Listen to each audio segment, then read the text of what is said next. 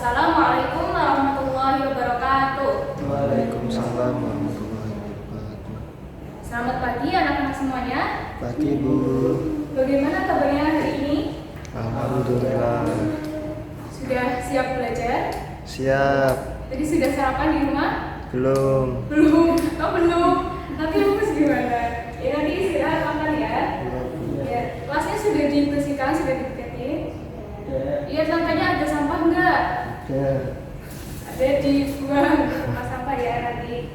Ya harus tetap menjaga kebersihan kelas agar kita bisa nyaman belajarnya, oke? Ya, baik.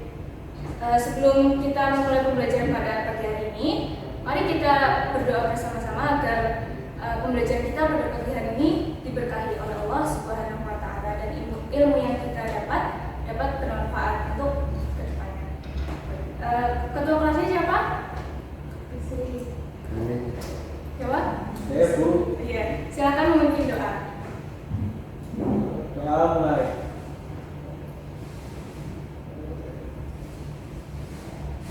Doa selesai. Ada yang tidak hadir? Mari semua. Ibu absen dulu ya.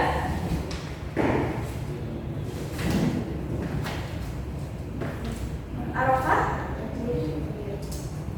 Isri, Dir. Gali, Sabrina. Oke, nanti hadir semua ya. Nah, baik anak-anak, hari ini kita akan belajar tentang menghadirkan sholat dan zikir dalam kehidupan sehari-hari. Nah, apa tujuan pembelajarannya? Tujuan pembelajarannya itu yang pertama dapat menjelaskan pengertian sholat dan zikir yang benar. Lalu selanjutnya menghubungkan hakikat sholat dan zikir dengan pencegahan perbuatan keji dan munkar. Nah, manfaatnya kita dapat mengetahui pengertian sholat dan zikir dan dapat mengetahui hakikat sholat dan zikir dengan kehidupan kita sehari-hari dan untuk mencegah perbuatan keji dan munkar. Sebelumnya ibu mau tanya, ada yang tahu artinya sholat? Doa Bu. Ya, kalau artinya zikir? Mengingat Apa? Allah. Apa Sri? Mengingat Allah. Ya, bagus, mengingat Allah. Nah, ada yang tahu nggak apa hubungannya sholat dan zikir ini dengan kehidupan kita sehari-hari? Belum tahu ya? Baik. Nah, kita akan mempelajari selanjutnya. Nah, sebelum masuk ke materi, Ibu ada satu video tentang sholat yang dapat mencegah perbuatan keji dan munkar. Kan gitu. Sholat lima waktu. Ibu, duduk sama ibu ya. Assalamualaikum. Waalaikumsalam. Hati-hati di jalan ya, Bu. Iya. Kabir.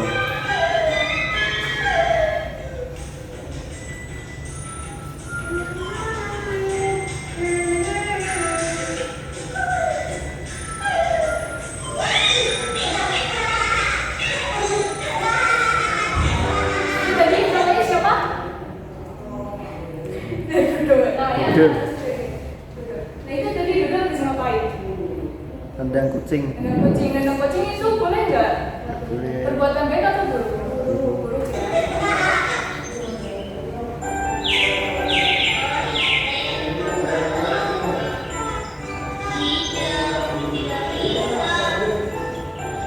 Ayo dong, sebentar lagi kan yang masuk sudah berdering.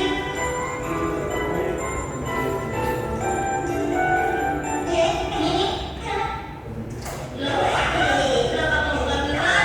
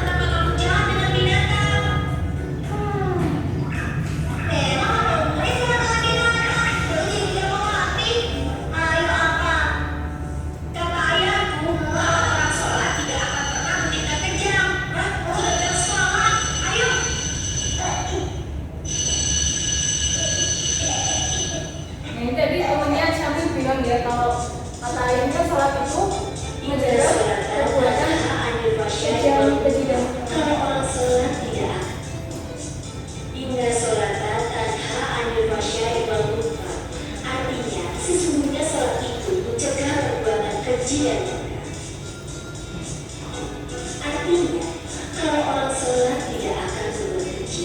Jadi kalau sering mencari binatang, pasti sholatnya itu belum benar. Ingat kan? Makanya bila hati-hati dengan binatang. Nah itu ya tadi ibu gurunya menjelaskan kalau inna sholata tanha 'anil fahsya'i wal munkar. Jadi sholat itu dapat mencegah perbuatan keji dan munkar. Kalau misal sering sholat tapi masih jaga binatang atau melakukan keburukan lain, berarti sholatnya belum benar. Ibu guru, kenapa ibu tahu kalau suka jalan sama binatang?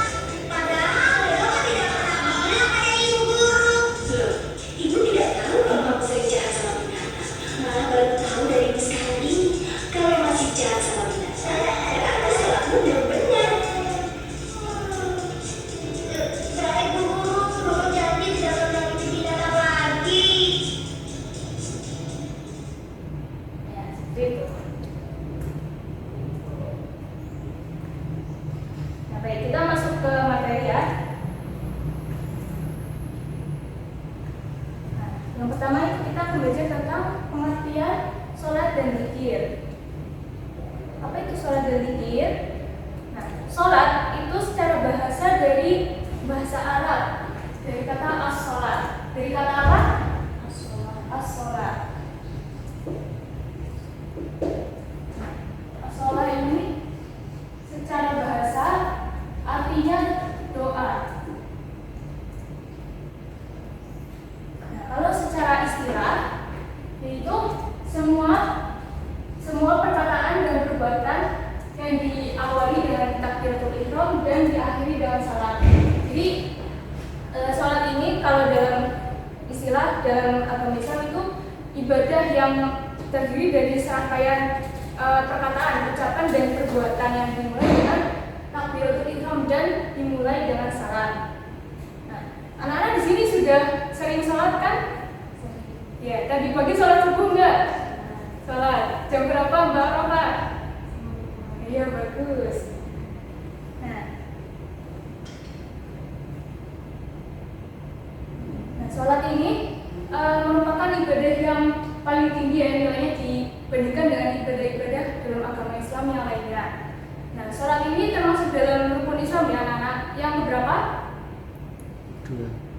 Nah, yang kedua. Nah, salat ini merupakan tiang agama yang mengokohkan keislaman kita. Jadi kalau kita nggak mengerjakan sholat, itu nanti keislaman kita akan roboh. Jadi dalam Islam itu diumpamakan sebuah bangunan. Nah, kan dalam Islam itu ada 5 rukun ya. Yang pertama syahadat. Nah, syahadat itu kita ibaratkan sebagai pondasi rumah. Nah, sholat itu menjadi tiang-tiangnya. Nah, kalau misal bangunan atau rumah itu nggak ada tiangnya, nanti bisa roboh seperti itu. Nah, sama seperti keislaman kita. Kalau kita tidak melaksanakan sholat, maka keislaman kita akan roboh seperti itu. Akan roboh. Nah, Allah Subhanahu Wa Taala mewajibkan ibadah sholat kepada setiap muslim yang sudah balik. Tapi walaupun anak-anak di sini rata-rata belum balik ya, tetap membiasakan sholat ya agar nanti dapat terbiasa. Nah, selain untuk meningkatkan ketakwaan, nah sholat ini juga dapat menghindarkan diri dari perbuatan keji dan munkar.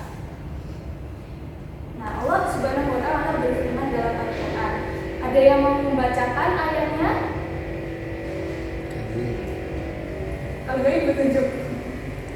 Coba Mas Bisri, coba bacakan ayatnya.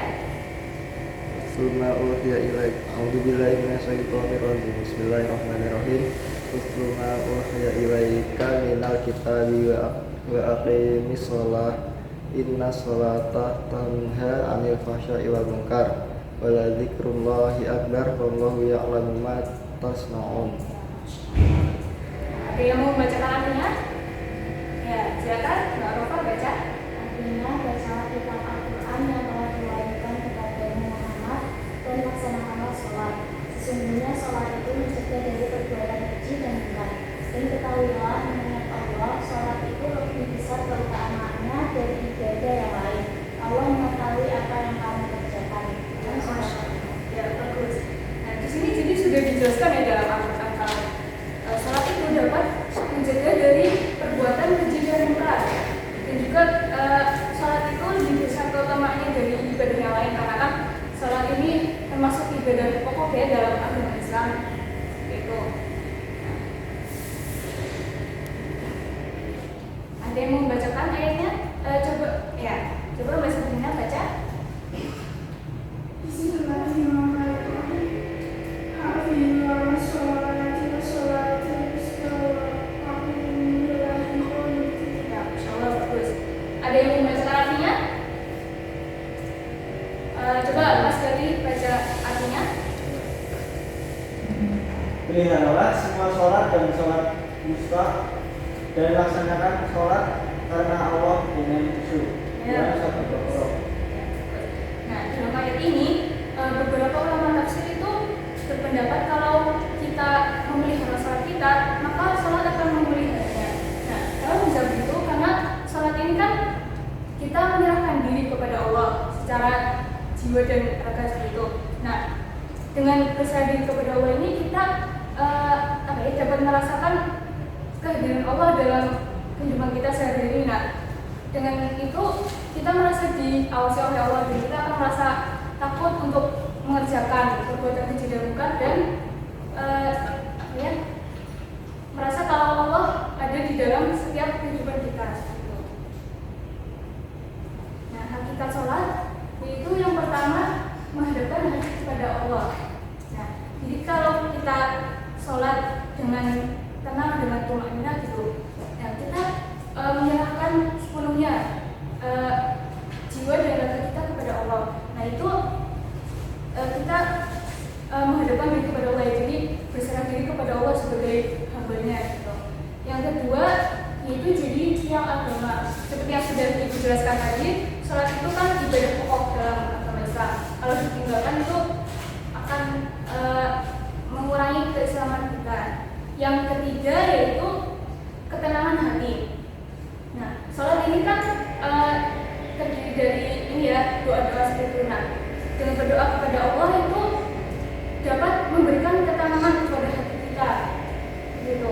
Nah, yang keempat sholat ini dapat mendisiplinkan diri kita.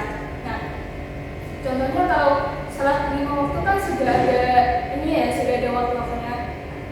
Coba sebutkan sholat 5 waktu apa saja?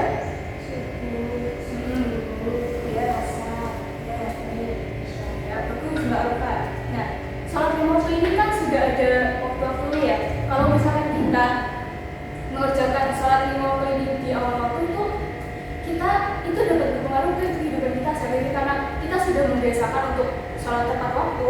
Nah, kita juga akan terbiasa untuk mengerjakan pekerjaan lainnya itu dengan tepat waktu. Jadi nggak ditunda-tunda seperti itu. Lalu yang selain itu tuh misalkan kita membiasakan diri untuk sholat tahajud. Kan kita dengan sholat tahajud itu berusaha mendisiplinkan diri untuk bisa bangun malam seperti itu, untuk bisa rutin bangun malam dan sholat tahajud. Nah itu bisa menciptakan kedisiplinan dalam diri kita.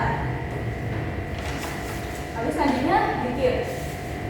Nah zikir itu dari bahasa juga dari kata dzakara yang dulu.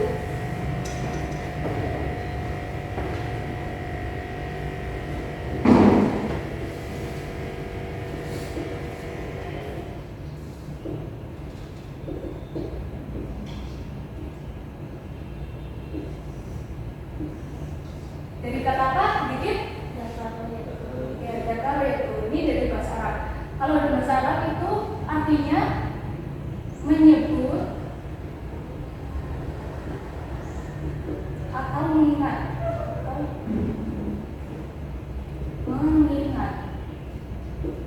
Nah, kalau dalam istilah zikir itu mengingat Allah Subhanahu wa Ta'ala sebagai usaha kita untuk mendekatkan diri kepada Allah, kepadanya. Nah, kita diberitakan untuk selalu mengingat Allah, untuk berzikir kepada Allah dengan mengagungkan kekuasaan dan kebesarannya agar terhindar dari kesombongan. Jadi bumi ini dan semua yang kita punya, baik itu harta ataupun misalkan kepintaran atau keahlian, nah itu asalnya dari Allah. Kita itu makhlukkan. Nah, Allah Subhanahu wa taala berfirman dalam Al-Qur'an, "A'udzubillahi minasyaitonir rajim. Bismillahirrahmanirrahim. Ya ayyuhalladzina amanu dzkurullaha dzikran katsiran." Yang artinya, wahai orang-orang yang beriman, ingatlah Allah dengan zikir sebanyak-banyaknya. Nah, di sini dalam Al-Qur'an Allah sudah memerintahkan untuk orang-orang yang beriman. Kalau ingatlah Allah, ingatlah aku, ingatlah Allah dengan zikir sebanyak-banyaknya. Nah, zikir ini termasuk ibadah yang fleksibel ya, dapat dilaksanakan dengan mudah, tuh tanpa persiapan dan waktu yang khusus. Seorang muslim, kita sebagai muslim bisa memanfaatkan waktu yang luang untuk berzikir. Misalnya, anak-anak kesini ke sekolah jalan kaki atau diantar ayah atau ibu naik motor gitu? Naik motor. Nah, sembari perjalanan ke sekolah kita bisa berzikir seperti itu. Nah, kalau misalkan ada yang naik BRT misalnya, waktu nunggu di halte kita juga bisa berzikir gitu, bisa istighfar atau tasbih gitu. Nah, atau misalkan kalau di jam kosong itu juga kita bisa manfaatkan dengan berzikir gitu. Nah, dengan zikir kita mampu terhindar dari perbuatan yang sia-sia dan dosa,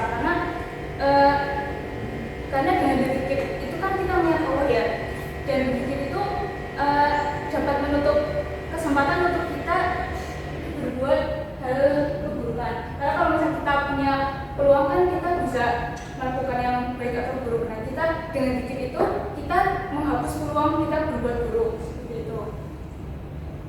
Nah, adapun cara berzikir yaitu yang pertama bertafakur dengan merenungkan ciptaan dan keyakinan bahwa Allah Maha berkuasa atas segala. Jadi yang pertama itu waktu berzikir kita sambil merenungkan ya, kalau semua yang ciptaan di bumi ini itu milik Allah, ciptaan Allah, dan Allah itu Maha berkuasa atas segalanya. Yang kedua, mengucapkan bacaan-bacaan baik atau kalimat thayyibah ya, yang mengandung makna mengagungkan Allah, seperti tasbih, tahmid, takbir, tahlil, sholawat, dan membaca Al-Quran. Lafaz tasbih gimana? Subhanallah. Kalau tahmid, alhamdulillah. Takbir, tahlil, la ilaha illallah, dan sholawat. Lalu yang ketiga, melakukan kebaikan sesuai dengan apa yang diperintahkan dan menjauhi apa yang dilarang. Nah, jadi setelah kita berzikir dalam hati dan lisan seperti tadi mengucapkan kalimat thayyibah, kita juga harus berzikir dalam perbuatan sehari-hari. Jadi kita berusaha untuk menghindari perbuatan-perbuatan buruk, menghindari perbuatan-perbuatan dosa seperti itu ya, dan melakukan yang diperintahkan Allah dan Rasulnya. Nah, kita zikir ini dengan berzikir mengingat Allah. Seperti kan tadi artinya secara bersama mengingat ya, mengingat Allah. Jadi mengingat Allah dalam kegiatan kita sehari-hari. Yang kedua, ketenangan jiwa. Nah, sama seperti sholat tadi, zikir ini dapat memberikan ketenangan di hati dan jiwa kita. Karena kan dengan sholat dan zikir kita mengingat Allah. Nah, dengan mengingat Allah ini kan kita menyadari keberadaannya dan kita akan merasa tenteram karena merasa ada Allah yang mendampingi kita, yang memberi kita kemampuan. Yang ketiga, perisai diri. Nah, dengan zikir ini dapat melindungi kita dari bisikan-bisikan syaitan, karena dengan zikir itu kita bisa melindungi diri dari syaitan ya, dan melindungi kita dari melakukan perbuatan-perbuatan buruk. Yang keempat, peningkatan iman. Nah, dengan zikir ini dapat meningkatkan iman kita. Sholat ini dapat sholat untuk meraih ketakwaan dan menghindari perilaku kesalahan. Sholat dan zikir ini dalam melaksanakan sholat dan zikir kita bisa meningkatkan keimanan dan ketakwaan. Nah, dengan iman dan takwa yang kita punya itu kita dapat melindungi diri itu dapat mencegah dari kita melakukan perbuatan keji dan mungkar. Seperti itu.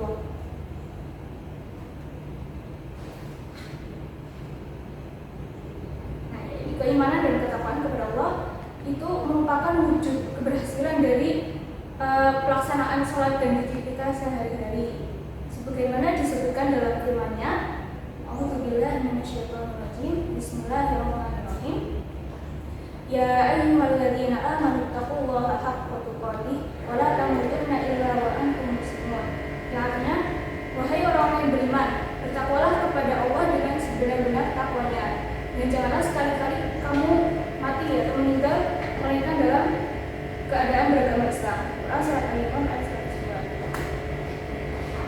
Nah, dari penjelasan ibu tadi sudah paham apakah Sulaiman ada yang ingin ditanyakan? Sudah paham ya? Nah, sekarang ibu bagi dua kelompok ya, jadi kelompok perempuan dan laki-laki. Nah, nanti kalian mendiskusikan. Nah, ibu beri tugas kepada masing-masing kelompok. Kalian mendiskusikan tentang dampak sholat dan zikir dalam kehidupan sehari-hari dan implementasi sholat dan zikir dalam kehidupan sehari-hari. Nah, ini jadi kelompok pertama yang perempuan yang Mbak Sabrina sama Mbak Nova itu kalian mendiskusikan tentang dampak sholat dan zikir dalam kehidupan sehari-hari. Nah, untuk kelompok kedua yang laki-laki Mas Gali sama Mas Bisri itu mendiskusikan tentang implementasi sholat dan zikir dalam kehidupan sehari-hari. Nah, nanti kalian diskusi, nanti hasil diskusi kalian dipresentasikan di depan, ya dibacakan di depan. Nah, silakan berkumpul dengan kelompoknya dan diskusi. Ibu beri waktu 5 menit cukup? Cukup? Baik, ibu kasih waktu 5 menit ya. Baik, sudah 5 menit. Apakah sudah hasil diskusinya sudah selesai? Ya. Nah, siapa yang mau uji dulu? Coba dari perempuan, langsung dulu. Coba jelaskan tadi hasil diskusinya tentang dampak sholat dan zikir dalam kehidupan sehari-hari. Ya, silakan untuk kelompok yang perempuan maju menjelaskan tadi hasil diskusinya.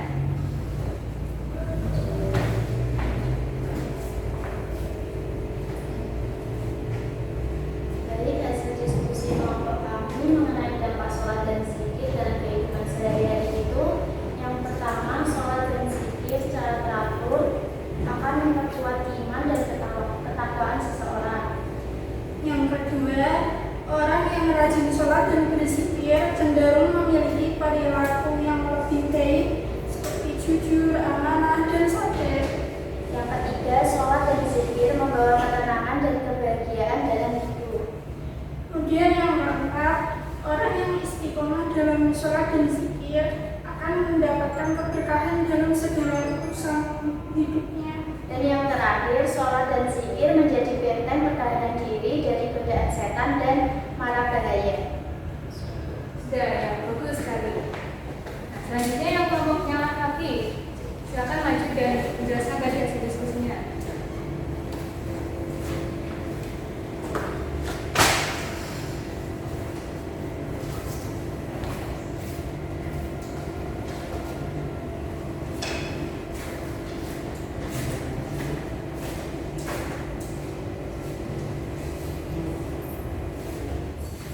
Kami akan membacakan hasil diskusi kami, yaitu implementasi sholat dan zikir dalam kehidupan sehari-hari. Yang kedua, membiasakan diri berzikir setelah setiap sholat. Membaca Al-Quran secara rutin akan memperkaya pengetahuan agama dan mendekatkan diri pada Allah. Kemudian mengikuti kajian-kajian agama untuk menambah ilmu dan wawasan. Yang kelima, berdoa memohon petunjuk dan perlindungan Allah dalam setiap aktivitas. Sudah? Ya, bagus. Nah, itu yang anak-anak. Nah, sekian untuk pembelajaran hari ini. Sudah paham belum materinya? Paham. Sudah? Ada yang mau ditanyakan? Sebelum kita tutup, mari kita mereview lagi ya tadi yang kita pelajari. Nah, apa tadi Doa. Doa. Sholat dari kata apa? Iya. Sholat. Nah, kalau zikir Pikir. secara bahasa artinya mengingat. Kalau secara istilahnya ya, jadi mengingat Allah untuk mendekatkan diri kepada Allah. Nah, coba tadi hakikat sholat dan zikir dalam kehidupan sehari-hari dapat memperkuat iman. Nah, terus memberikan ketenangan, hati dan jiwa. Terus dapat mencegah dari perbuatan keji dan mungkar. Nah, juga dapat menjadi pertahanan diri dari setan dan segala bahaya itu. Nah, ini ada post-test ya, silakan anak-anak isi. Ibu kasih waktu 5 menit cukup? Cukup ya. Silakan diisi di kertas ini.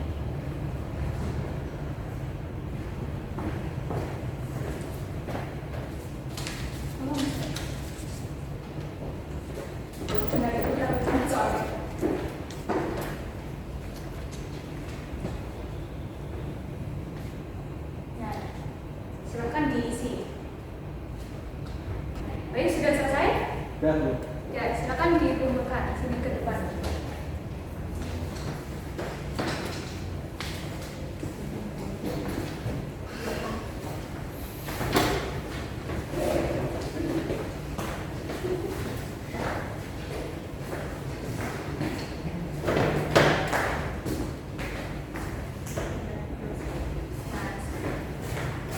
Nah, baik, sekian pembelajaran hari ini.